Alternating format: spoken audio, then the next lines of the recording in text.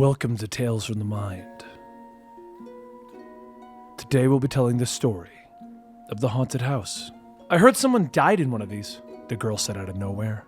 She was Chris's date, and to be honest, Jordan couldn't even remember her name.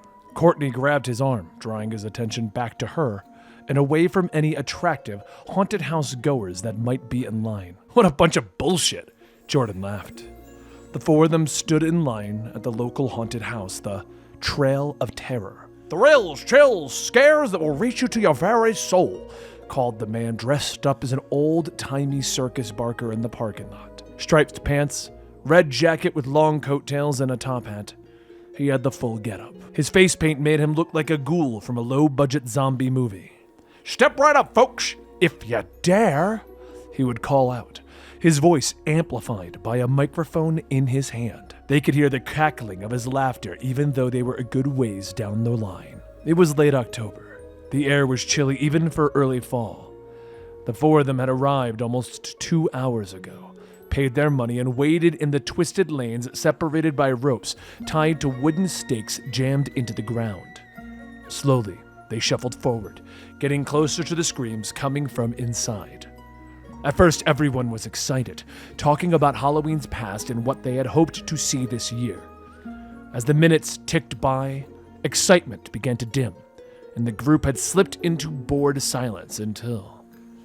"I'm serious. Someone got separated from their group, and when they found them, they were dead," Chris's date continued, sounding like she didn't even really believe it herself. "How do you even get separated? It's a path. You just walk forward," Courtney asked, looking slightly uneasy as she glanced back and forth at Jordan and Chris. Jordan put an arm around her. "It's all fake. Nothing in there is going to hurt you. Hell, 99% of the time they can't even touch you," Jordan scoffed, shaking his head. "Well, obviously it's fake." Courtney laughed, feeling slightly better. "Yeah, man, nobody would actually pay $12 if you could get hurt. That would be crazy," Chris called over his shoulder as the line shuffled forward a few more feet. Somewhere in the back, a child began to cry. As Courtney asked, "You're telling me, your girlfriend, that you're not even a little bit scared?" Jordan squeezed her tighter. "I'm telling you, my girlfriend, that I'm not even a little bit scared." He yelled out the last bit, raising his arms for emphasis, drawing the attention of the crowd around them. "I mean, let's be honest, look how lame all of this is," he said, swinging his arms in a wide arc to indicate the menagerie of decorations that had changed an old farm into a dark and creepy cemetery. Sitting in the front of what could only be described as a house that one could only assume was definitely owned by a cannibal family. The smells of popcorn and hot chocolate being sold at the food truck parked off to the side ruined the illusion of the farm of the damned that the owners had tried so hard to establish. Along with the random pop music mixed in with a little bit of Monster Mash playing over the speakers that set at the different corners of the line. "If this is so lame, why did you insist we all come tonight?" Chris asked as the line stopped once again. "2 reasons. Because it's fun to hear people scream at all of this lame shit, and..." He brought his finger back down to point at Chris. "It's tradition," Chris said with a laugh and a shake of his head, wrapping his arms around his date, and the line shuffled forward again.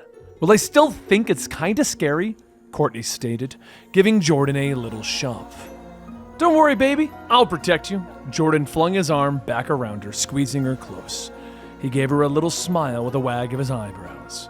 She laughed as they walked up the steps into the haunted house, finally having reached the front of the line, and they entered it. Screams and giggles were all around them, echoing and passing through the thin plywood walls that were covered in bright, fake blood lit by black lights. Angry screams and the revving of a chainsaw could be heard in the distance, though Jordan felt like it sounded recorded. Chris and his girl took the lead, gingerly walking through the halls, screaming every time someone stepped out of an unknown hallway or hole in the dark. Courtney was next in line, screaming at everything, even though the zombies never came close to her. Jordan trailed in the rear, laughing at every attempt to scare him, going so far as to comment on the zombie's makeup when he got a little too close. They moved into the next area, a supposedly destroyed police barricade where swirling shadows were cast by the sweeping red and blue lights of a destroyed cop car. Courtney tried to edge past the corpse of a police officer splayed over the hood of the car. his guts spilling out beneath him. "He's gonna move," Jordan called out, but Courtney screamed anyway as the officer lurched at her, screaming as blood dripped out of his mouth and gore-covered hand reached at the haunted house goers. But Jordan just laughed, pushing Courtney along, ready for the next room. Now they were in a long hallway.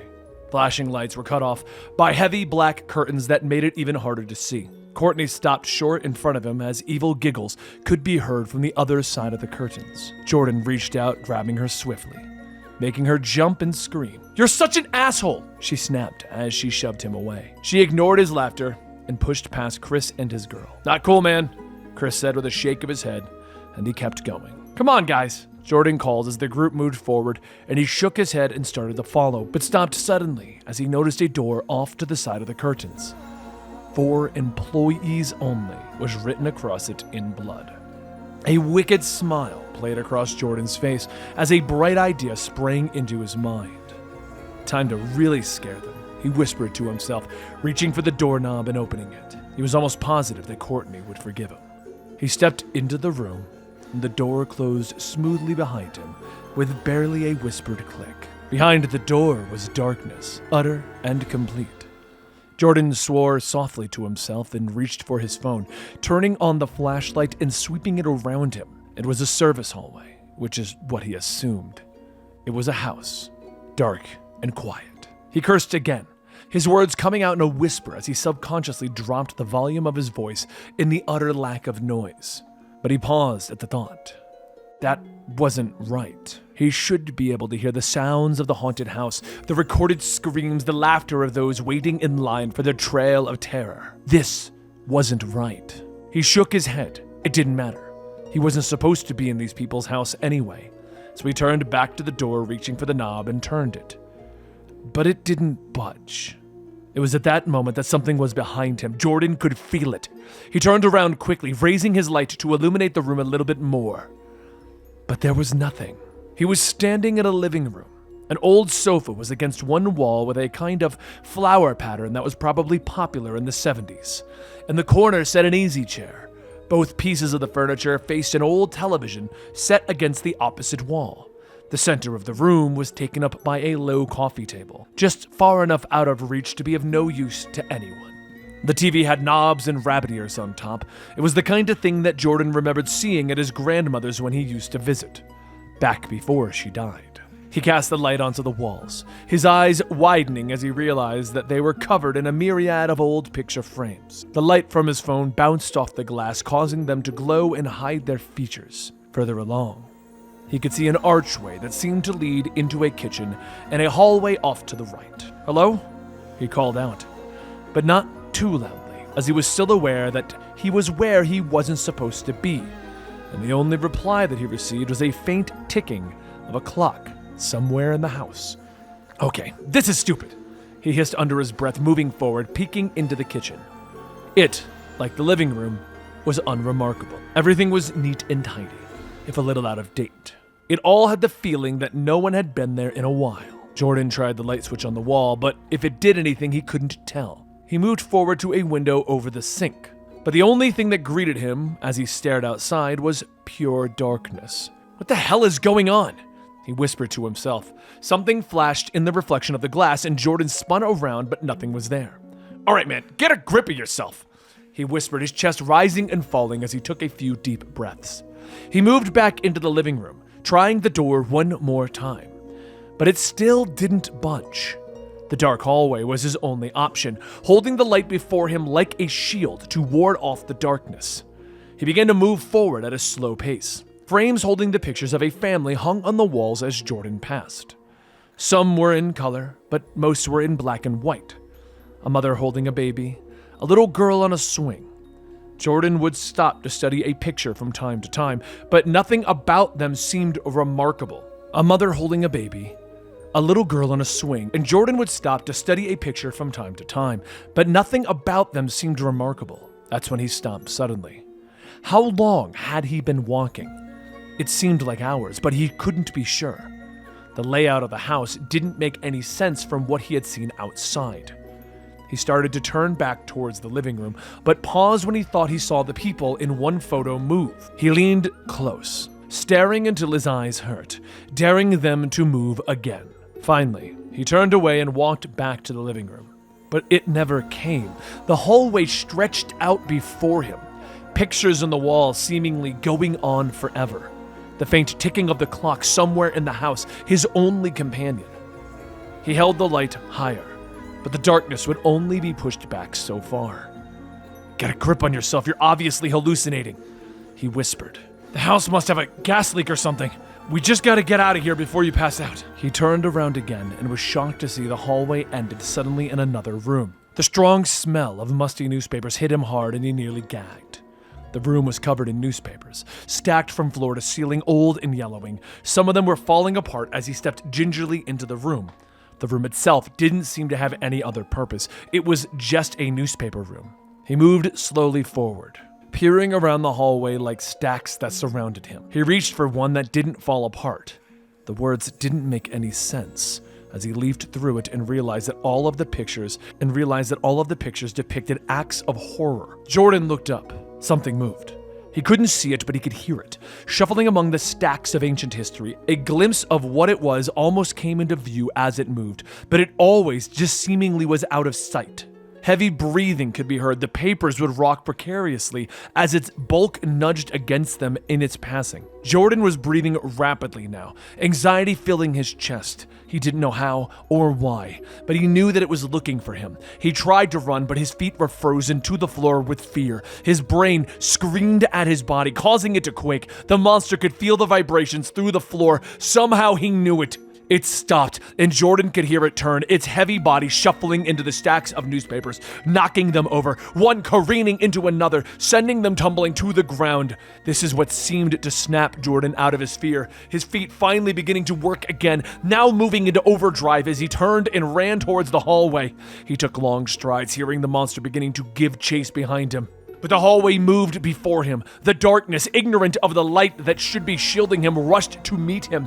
It screamed, a shriek so violent that it shattered the glass of the framed pictures that adorned the walls. The pictures themselves seemed to scream as well, the combined sounds almost pushing Jordan back and sending him to the floor. He scrambled backwards, pushing himself back towards the newspaper room. The creature pushed through the stacks of papers as if they were nothing, spraying paperwork across the room, causing them to rain down on Jordan. But the scream hadn't given up. It came up behind him, wrapping its ghastly hand of darkness around his throat, crushing him. The papers seemed to swirl with a horrific cacophony. Jordan dropped his phone, the light spilling upwards, creating flickering shadows as it shined through the newspapers that were whirling around the room. The creature was there, but Jordan still couldn't see it. The newspapers hid its features. Jordan raised his arms, trying to defend himself, to break free of the shadow's grasp. The scream grew louder. It was in his head now, threatening to split his skull. He closed his eyes as the creature reached out for him. They were tugging at him, clawing, ripping, slapping. The scream was everywhere. And the scream was Jordan. It came out of his own mouth. The claws felt like hands now, tugging at his jacket and shaking him. Someone slapped him across the face and he opened his eyes. Chris was holding him. His hand reared back to slap him again, and Jordan could see Courtney looking over Chris's shoulder, her face in a mask of concern and fear. "Get a grip!" Chris shouted at him, ready to slap again, but Jordan pushed him away, his eyes darting around the room. The four of them stood in another room of the haunted house, the dark hallway and its black curtains sitting just behind them. Where are we? What happened?" His voice still edged with fear. Courtney moved in to try and calm him down, while Chris's girl stood in the back looking uncomfortable at Jordan's outburst. "Babe, we were just walking along and you started screaming and flailing your arms. You were really scaring us," she said, tears brimming in her eyes. Jordan spun around, still unconvinced, barely hearing her words. I went through a door. I was in." He begins to babble, looking at his friends, at their looks of concern and fear. He turns away from them, rushing through the haunted house, not bothering to apologize to the patrons as he pushes out of the way. He didn't even slow down when he reached the parking lot, pushing past the carnival barker when the man tried to ask him something. The barker paused for a moment before turning back to those waiting in line, an evil smile playing across his face. "Well, folks, we have another satisfied customer," he calls out, his cackling laughter echoing in the night air around them.